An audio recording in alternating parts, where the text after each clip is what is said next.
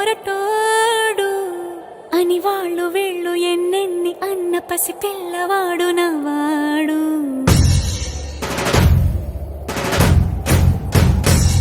విడుముండోడు అని ఊరు వాడ అనుకున్న గాని మహారాజు నాకు నవ్వాడు.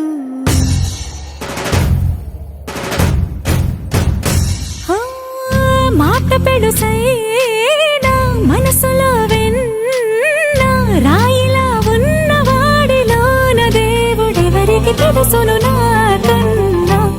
సూసేకి అగ్గిరవ్వ మాదిరే ఉంటా